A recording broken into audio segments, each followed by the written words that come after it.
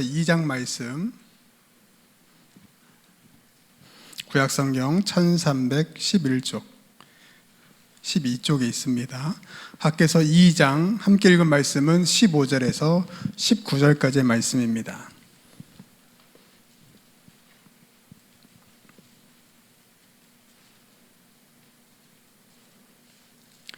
우리 함께 15절부터 19절까지를 제가 한 절, 여러분들이 한 절 교독하면서 읽겠습니다. 15절 말씀 제가 먼저 읽습니다. 이제 원하건대 너희는 오늘부터 이전 곧 여호와의 전에 돌이 돌 위에 놓이지 아니하였던 때를 기억하라.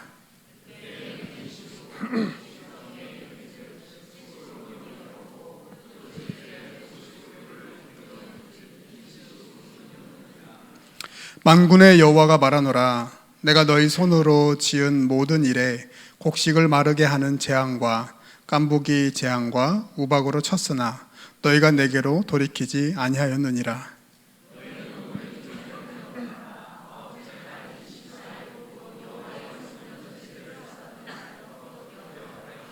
함께 읽습니다. 곡식 종자가 아직도 창고에 있느냐? 포도나무, 무화과나무, 석류나무, 감람나무의 열매가 맺지 못하였느니라. 그러나 오늘부터는 내가 너희에게 복을 주리라. 아멘. 우리 옆 사람에게 이렇게 축복합시다. 하나님이 은혜 주실 줄 믿습니다. 아멘. 여러분들, 우리가 그 한 3주간에 굉장히 육신은 피곤하지만 마음으로 은혜 받는 그 은혜의 시간들을 통과해서 또 이번 한 주간의 삶을 시작하였습니다. 어떠셨나요? 은혜 받는 일이 참 쉽지가 않죠. 네, 굉장히 웃으시는데 몇 사람과 한번 이런 부분들을 나눠봤을 때 다들 비슷한 얘기를 하셨던 것 같아요. 은혜 받는 일이 쉽지가 않다. 육신으로도 또 우리의 마음으로도 그렇습니다. 그러나 하나님은 여전히 우리에게 그 쉽지 않은 은혜를 부어주신 줄 믿습니다. 그래서 특별히 새벽 예배, 수요 예배, 금요 예배, 또 주일 예배, 이 예배에 참석하여서 말씀을 듣는 것 쉽지 않은 일이죠. 그러나 이 쉽지 않은 일들을 통해서 하나님은 우리에게 필요한 은혜를 마음껏 부어주시는 그 놀라우신 하나님이신 줄을 믿으시기를 축복합니다. 오늘 특별히 우리 학개서 말씀 함께 보고자 하는데요. 이 학개라는 선지자, 이 선지자는 바사왕 다리오왕 2세 그 시대에 활동했던 사람이다라고 합니다. 이 페르시아 제국의 왕이죠. 그 굉장히 큰 제국이죠. 우리가 역사를 잘 알던 잘 모르던 페르시아라는 나라는 우리가 익히 들어서 알고 있는 그런 나라입니다. 그래서 그런 큰 나라의 왕으로 그 시대를 호령하던 굉장히 유명하고 때로는 굉장히 중요한 위치에 있는 한 사람, 바로 다리오라는 왕의 그 2세 시대를 배경으로 하고 있습니다. 근데 이때 우리가 학개서는 이 포로 귀환, 1차 포로 귀환자들이 돌아와서 성전을 이렇게 재건하다가 특별히 어떠한 그 반대하는 그런 무리들, 흔히 이제 사마리아인들이 하는 그런 사마리아인들이나 하는 사람들의 방해로 그 일을 멈춘 채로 한 16년을 이렇게 살아오다가 이때 하나님께서 학개라는 사람을 통해서, 이 선지자를 통해서 그 멈춰진 일을 다시 일하라, 다시 일으켜라 라고 촉구하기 위해서 기록된 그런 말씀입니다. 근데 사실 이 학개서는 보면 알겠지만 1장, 2장밖에 없어요. 그리고 학개라는 선지자는 한 3개월 정도, 그 기간이 굉장히 짧게 활동했던 선지자로 또 기록됩니다. 근데 중요한 것은 이 멈춰진 성전 재건에 힘쓰라라는 하나님의 메시지를 백성에게 전하도록 하나님께서 부름받은 그런 선지자가 바로 학개입니다. 근데 우리가 잘 아는 것처럼 1차 귀환자들은 수룹바벨이라는 그러한 리더와 함께 이 성전 재건의 목표를 띠고 이 바벨론이라는 나라에서 이 예루살렘으로 돌아온 사람들이죠. 그들이 돌아와서 이 번제단과 성전의 기초를 놓고 나서 멈추게 되었습니다. 그렇게 이 대적들의 모함, 그 모함 때문에 그 중요한 사명을 잃어버리게 되죠. 그래서 멈춘 채로 16년. 여러분 16년의 세월은 어떻습니까? 굉장히 긴 시간이죠. 그 16년의 시간 동안 멈춰있던 일을 하나님은 다시 시작하도록 이 일에 하나님은 굉장히 중요한 메시지를 이 학개라는 사람을 통해서 전하시는 것이죠. 대부분의 학개의 말씀은 선지자들이 전하는 보통의 메시지는 어떤 경고에 함께 징계, 어떤 이런 체벌적 메시지가 많은데 학개는요 그렇지 않아요. 바로 독려하고 또 위로하고 격려하는 메시지가 주를 이룹니다. 여러분 우리가 자녀들을 훈계할 때도 그렇지 않습니까? 때로는 매를 들어야 할 때가 있고 때로는 달래할 때가 있습니다. 매를 들어야 할 때 달래거나 달래야 할 때 매를 들면 역효과가 일어나죠. 근데 오늘 학개서가 기록된 이 시기는 달래야 할 때입니다. 그들이 그냥 멈춰 있는 게 아니라 어떠한 큰 위기와 큰 어려움 때문에 그 성전을 재건하는 일을 멈췄기 때문에 그렇습니다. 그래서 당시에 이 사명을 잃어버린 민족, 또 그렇게 16년을 살면서 하나님이 원하는 인생을 살지 않았던, 오늘 본문의 2장에서는 부정한 상태로 삶을 살았던 사람들로 성경을 기록합니다. 오늘 2장 말씀을 보면은 우리가 함께 읽었던 본문의 말씀 앞에 보면 12절 말씀에 거룩한 곡인데 이 오염된 부정하게 된 옷자락에 쌓여있는 거룩한 곡이라는 표현이 있고요. 13절에 보면은 부정하게 된 사람이 만지는 모든 것들이라는 표현이 있습니다. 그러니까 이런 상태에 있는 이 남유다의 사람들, 그런 사람들을 하나님은 다시 격려하고 다시 위로해서 그러한 다시 하나님의 거룩한 사명에 힘을 내도록 하기 위해서 이 학개서는 기록이 되어 있어요. 오늘 2장 14절 말씀, 2장 14절 말씀인데요. 한번 같이 한번 읽어볼까요? 2장 14절 말씀 같이 읽습니다. 시작. 이에 학개가 대답하여 이르되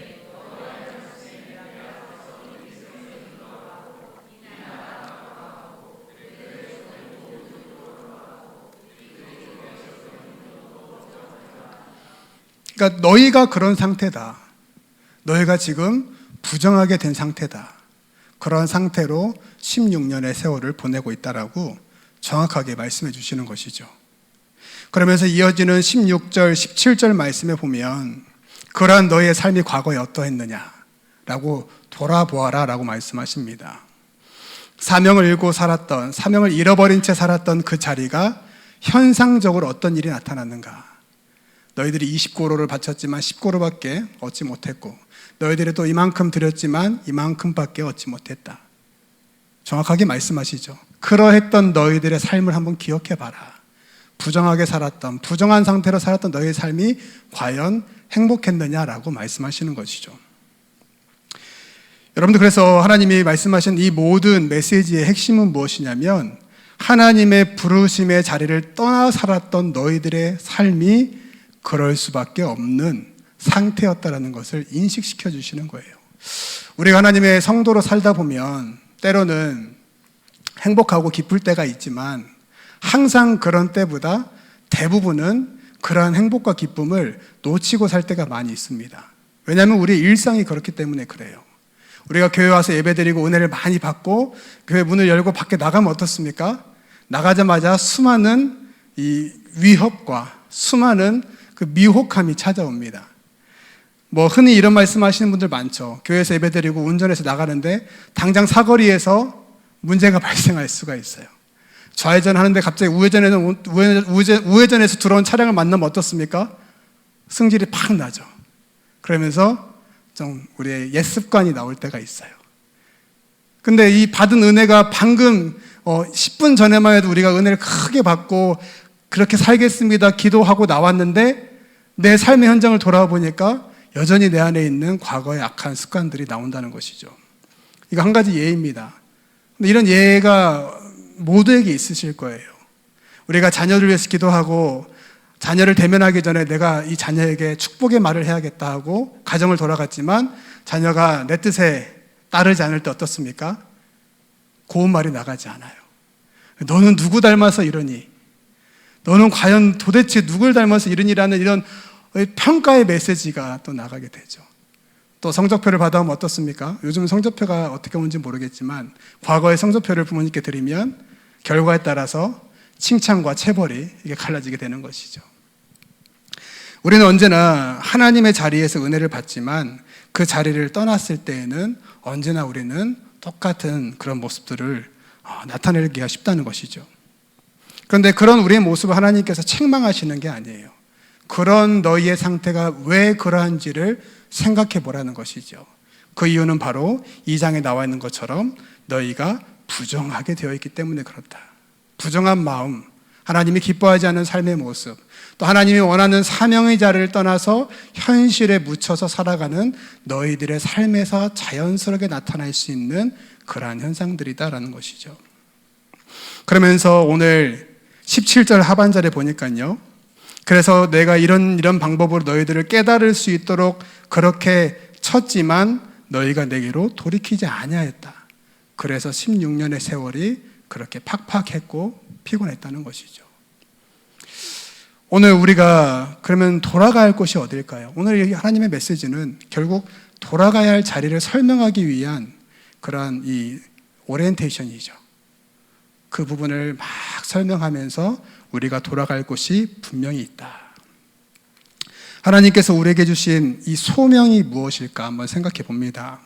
그리고 하나님께서 우리에게 돌아가라고 말씀하시는 그 자리가 과연 어디일까요? 바로 하나님의 성전이죠. 하나님의 성전을 말씀하십니다. 그럼 성전은 어디입니까? 성경에서 말하는 성전은 하나님이 자기의 백성과 만나주시는 그 자리입니다. 그리고 하나님의 성전은, 성경이 말하는 성전은 하나님의 은혜가 자녀들에게 부어지는 그 자리예요. 그래서 구약의 이 성전에서 드려지는 이 제사를 통해서 하나님은 부정한 우리를 정하다 말씀해 주셨어요. 그 당시에는 이런 제물들을 통해서 죄를 대속하게 하시고, 대속함을 통해서 우리의 죄가 용서되어지고 우리가 의인의 자리에서 하나님의 영광에 동참할 수 있도록 바로 성전을 우리에게 주신 것입니다. 그런데 한번 생각해 볼 문제가 있습니다. 이스라엘 백성들이 돌아갈 곳은 바로 이 성전이지요. 그래서 하나님이 첫 번째 귀한 자들에게 주신 첫 번째 소명의 자리가 이 성전을 재건하는 것입니다. 그런데 한 번 더 우리가 생각해 볼 문제는, 하나님은 왜 과연 바벨론에서 70년의 세월을 보내고 있던 그러한 백성들에게, 남유다의 사람들에게 돌아오라는 어려운 결정을 요구하셨고, 그런 결정을 하고 귀환한 유다 사람들에게 첫 번째 미션으로 왜 성전을 말씀하셨을까? 한번 생각해 봅니다. 왜냐하면 우리가 보통 이 황폐한 마을을 한번 생각해 보십시오. 우리 고향을 한번 생각해 보세요. 전쟁으로 황폐된 고향에서 첫 번째로 우리가 재건해야 할 것이 무엇일까요? 어쩌면 우리가 첫 번째로 재건해야 될 것은 주위에 있는 많은 위협으로부터 우리를 안전하도록 지켜줄 수 있는 성벽을 먼저 재건해야 됩니다. 그 성벽을 잘 재건해 놓고 주변의 어떤 위협으로부터 대응할 수 있는 준비를 해놓은 상태에서 두 번째로 해야 할 일은 무엇이냐면 우리 가족이 살아가야 할 집을 재건하는 거예요. 그래서 성벽을 재건하고 집을 재건한 후에 우리의 삶의 안정이 찾아왔을 때 그 다음으로 우리는 성전을 재건해도 괜찮은 일이 아닐까 생각을 해봅니다. 그러니까 우리의 삶이 보장되고 우리의 안전이 보장된 상태에서 하나님의 성전을 건축해도 사실은 큰 무리가 없습니다. 사실 순서적으로 보자면 충분히 안정된 상태에서 하나님의 성전을 어떻게 보면 집중해서, 그리고 우리가 거기에 정말 몰두해서 지을 수 있는 그런 상황을 연출할 수가 있다는 것이죠. 그런데 하나님은 왜 이러한 이 순서에 맞춰 우리가 합리적인 생각과 우리가 어떠한 그런 생각을 해서 결정할 수 있는 성벽과 집과 성전이라는 순서를 역행하고 있다는 것을 우리는 볼 수가 있죠. 첫 번째 귀한 자들에게는 성전을 건축하게 하고, 두 번째는 말씀을 주시고, 세 번째로는 성벽을 짓게 한다는 것이죠. 이 이유에 대해서 우리는 여러 가지를 살펴볼 수 있지만 본문을 통해서 살펴볼 수 있는 이유는 바로 하나님의 성전의 주인 되신 그분께서 우리를 이전과는 다른 하나님의 복의 근원이 되게 하실 유일하신 능력이 되신 분이기 때문에 그렇습니다. 그러니까 정리하면 우리의 삶이 안정되고 우리의 삶이 보장된다고 우리가 복이 된다는 장담은 없어요. 아무리 성벽을 안전하게 지어도 그보다 성벽보다 더 강한 적은 항상 주위에 항상 있습니다. 그래서 그 성벽을 지었지만 언제든지 우리를 위협할 수 있는 그런 공격자로부터 우리는 안전을 보장받을 수가 없어요. 그런데 우리가 하나님의 성전에서 만나는 하나님은 어떠십니까? 그분은 어떠한 절대절명의 위기 앞에서도 우리를 구원하시는 하나님이십니다. 그래서 이 순서적으로 봤을 때 합리적인 순서는 성벽이 먼저이지만 성경에서 말씀하신 하나님의 말씀의 순서는 성전이 돼야 된다는 것이지요. 학개서 2장 18절 19절 말씀 한번 다시 한번 보겠습니다. 2장 18절 19절 말씀 연이어서 한번 읽어보겠습니다. 함께 읽습니다. 시작. 너희는 오늘 이전을 기억하라. 아홉째 달 24일 곧 여호와의 성전 지대를 쌓던 날부터 기억하여 보라. 곡식 종자가 아직도 창고에 있느냐? 포도나무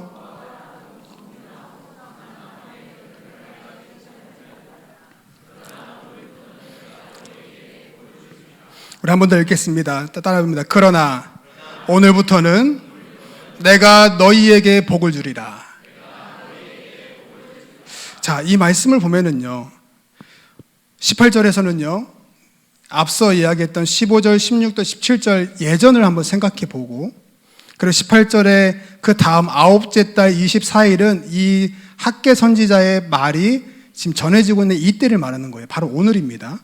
오늘부터 다시 한번 기억해 봐라. 그러니까 과거의 시간을 기억해 보고 오늘부터 다시 한번 기억해 보는데 이 오늘이 언제냐면 19일에 보니까요. 이 오늘은 여전히 어제와 다르지 않은 오늘이에요. 곡식 창고에 곡식이 없고요. 아직도 우리가 지금 주변에 있는 포도나무나 무화과나무나 석류나무, 감람나무 같은 이런 나무들이 아직 열매가 없어요. 우리가 그것을 경작할 만큼 아직 우리 삶이 안정되지 않은 오늘입니다. 그러니까 어떻게 보면 예전과 오늘은 크게 다르지 않아요. 그런데 중요한 것은 그러나, 여기서 이제 반전이죠. 그러나 언제부터요? 이 변하지 않은 오늘부터 하나님은 우리가 복이 되게 하시겠다. 오늘 이게 학개 선지자를 통해서 성전 재건을 멈춘 채 살아갔던 그런 사명을 잃어버린 백성에게 주시는 하나님의 말씀입니다. 비록 아직은 우리가 가지고 있는 것이 없고 우리에게 보장된 미래가 없고 안정된 삶의 바운더리가 없지만 중요한 것은 추수할 열매조차 없는 오늘이지만 그러나 오늘부터 내가 너희를 복되게 하겠다. 오늘 이 메시지가 오늘 학개 선지자를 통해서 오늘 이 백성들에게 전해지고 있습니다. 사랑하는 성도 여러분, 하나님은 바로 이런 분이십니다. 우리가 어떤 안정적인 제도장치를 아무리 한들 우리보다 더 큰 위기나 더 큰 위협은 언제든지 도사리고 있습니다. 우리가 아무리 많은 것을 예비한들 그 예비함은 결국 인간의 한계에 부딪힐 수밖에 없어요. 그러나 하나님의 성전, 그 하나님이 임재하시는 그곳에서는 불가능한 것이 없고 또 무능한 것이 없고 위협이 있을 수가 없습니다. 결코 안전하게 하시고 완전하게 하시고 그리고 우리를 복의 근원이 되게 하시는 유일한 능력이 하나님의 성전으로부터 나온다라는 말씀을 믿음으로 받을 수 있는 저와 여러분 되었으면 좋겠습니다. 오늘 말씀을 정리하면서 하나님은 이 학개 선지자를 통해서 다양한 외적인 억압 그리고 삶의 불확실성 속에서 깊은 신앙의 혼란에 빠져 있는 민족, 이 유다 사람들을 하나님은 그 어려움을 당하는 유다 사람들에게 성전 건설을 사모하게 함을 통해서 그 어려운 공동체 회복을 시작하게 하십니다. 그들의 16년의 세월은 어떻게 보면은 일상이었습니다. 그리고 오늘 제목과 같이 거친 세상이었어요. 소망이 보이지 않는 그냥 매일매일 근근히 살아가던 하루 중에 하루였습니다. 그들은 16절의 말씀처럼 20고루의 곡식을 더미를 올렸지만 결국 10고루밖에 얻지 못했던, 그리고 포도즙 틀에서 50고루를 길러서 이렇게 했지만 결국 20고루밖에 얻지 못했던 그러한 매번 손실을 경험하며 살았던 인생이었습니다. 그러나 그런 민족의 하나님은 성전을 사모하게 하심을 통해서 공동체의 완전한 회복을 이루도록 오늘 그렇게 위로하고 격려하고 계십니다. 오늘 여러분의 삶은 어떠십니까? 우리의 삶도 동일한 하나님이신 줄 믿으시길 바랍니다. 이 학개 선지자를 통해서 말씀하시는 하나님은 우리의 하나님이에요. 하나님은 시대를 편만하게 우리에게 역사하시는 분이기 때문에 하나님의 시계는 우리의 시계와 다르죠. 그래서 하나님은 언제나 우리를 동일하게 인도하십니다.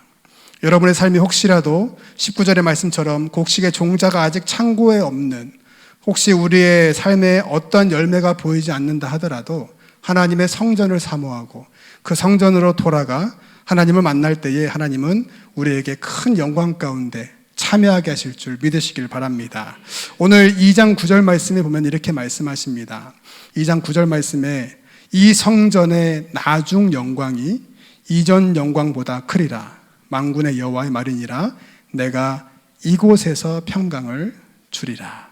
만군의 여호와의 말이니라.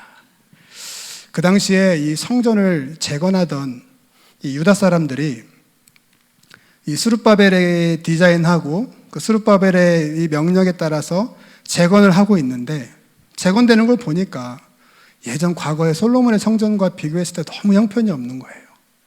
우리가 가지고 있는 것을 최선을 다해서 재건을 하는데 그 결과가 그렇게 만족스럽지 못한 상태입니다. 그러면서 자기들끼리 무슨 말이 오갔을까 생각해 보면, 야, 이게 과연 성전의 기능을 할 수 있을까? 야, 이렇게 볼품없는 재료로 하나님의 집을 지어드리는 게 과연 옳은가? 이러한 생각들이 편만했습니다. 그래서 학개 선지자가 오늘 약속하는 거예요. 너희들이 솔로몬의 영광을 기억해보라. 그러나 그 영광보다 지금 너희가 짓고 있는 이 볼품없는 성전이 더 크게 하나님이 받으실 것이다.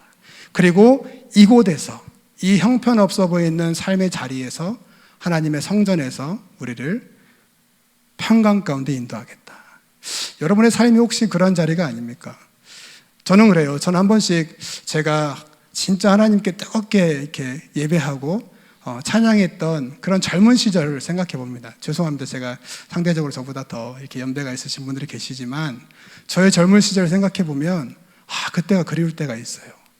진짜 우리 어른들 말씀처럼 진짜 이 물불 가리지 않고 예배할 때, 그렇게 헌신할 때가, 그때가 그립다할 때가 있는데, 오늘 이 말씀을 묵상하면서 지금 이때가 가장 화려한 때이구나, 지금 이때가 하나님께서 가장 영광 가운데 받으시는 그때이구나 라는 생각을 하게 하십니다. 여러분들은 어떠신가요? 나도 조금만 힘이 더 있으면 좋겠다, 조금만 내가 더 기력이 있으면 더 섬기겠는데, 이런 마음들이 있지 않나요? 예전이 그립다. 그런데 오늘 말씀하시는 바를 한번 보십시오. 지금 이곳이 이전 영광보다 큰 자리입니다. 여러분들이 드린 예배의 자리가 하나님의 가장 크게 받으시는 바로 이때입니다. 내가 뭘 하지 않아도 하나님은 그 영광을 받으세요. 그런데 우리의 마음의 중심에 하나님의 성전을 사모하는 그 사모하는 마음이 분명히 필요한 줄 믿으시길 바랍니다. 그래서 하나님은 우리의 마음을 감동시킵니다. 실제로 하나님 말씀이 들려왔을 때 학개서 1장 14절 말씀을 보면 하나님이 그 마음을 감동시키셨다. 그 말씀을 들었던 모든 백성의 마음을 감동시키셨다라는 표현이 있습니다. 오늘 혹시 여러분들의 마음이 감동되십니까? 그 말씀을 받으시는, 또 그 말씀을 주시는 하나님을 기억하시면서 오늘 수요 예배 가운데 주신 마음을 잘 간직함으로 하나님의 성전을 사모하며 돌아가시는, 여러분의 삶의 자리로 다시 돌아가시는 귀한 성도들 되시길 축복합니다. 마지막으로 이 부분만 함께 나눕니다. 하나님은 우리를 복되게 하신다 하셨어요. 이 표현 많이 들어본 표현 아닙니까? 아브라함을 하나님께서 축복하실 때 너를 복의 근원이 되게 하겠다. 당시에 아브라함은 어떤 상황이었습니까? 참 볼품없는 사람이었죠. 참 볼품없는 사람이었어요. 아무것도 보장되지 않았고 아무것도 되어지지 않는, 그냥 가족과 함께 떠나라에서 떠나 있는 상태에서 하나님은 그를 만나 주셨습니다. 그러면서 그 자리에서 하나님은 너를 복의 근원이 되게 하겠다.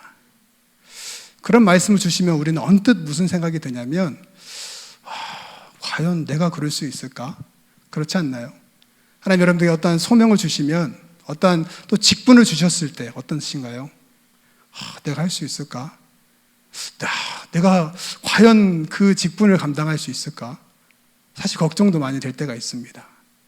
이번 주 토요일 우리가 또 이렇게 또 귀한 직분자분들을 이렇게 섬겨드리고 세워드리는 시간인데, 여러분들의 직분을 받으실 때를 한번 생각해 보셨으면 좋겠어요. 그 직분을 주셨을 때 하나님께서 어떤 마음으로 주셨습니까? 그 마음을 기억하시길 바랍니다. 오늘 본문에 보니까 기억하라, 그때를 기억하라. 여러분의 삶을 하나님께서 복되게 하시고 그 귀한 마음을 회복하게 하셔서 귀한 공동체를 세우시는 그 자리에 여러분을 주역으로 사용하십니다. 그 주역들 다 되시기를 주님의 이름으로 축복드립니다. 함께 기도하겠습니다. 하나님 감사합니다. 오늘 우리를 복되게 하겠다 약속해 주신 아버지 하나님 감사합니다. 우리가 하나님 무엇이 간데 우리를 하나님 복되게 하시겠다 약속하십니까? 우리는 그럴 만한 자격이 없고 그럴 만한 어떠한 요건도 갖추지 못한 그런 사람들입니다.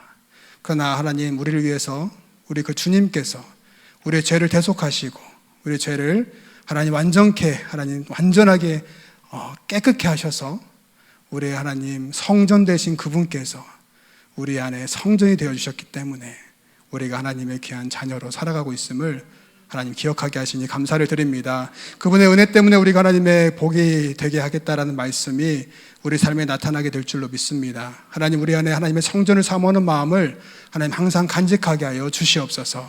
그 성전 되신 주님을 항상 바라보게 하시고 그 성전에서 부으시는 하나님의 은혜를 날마다 사모함으로 잘 간직하여서 우리 삶에서 나타난 하나님의 영광 가운데 아직 하나님이 누구신지 모르는 많은 세상을 향하여 복음을 증거하는 삶으로 나타나게 하여 주시옵소서. 특별히 아버지 하나님 우리에게 주셨던 그 첫 마음을 기억하기 원합니다.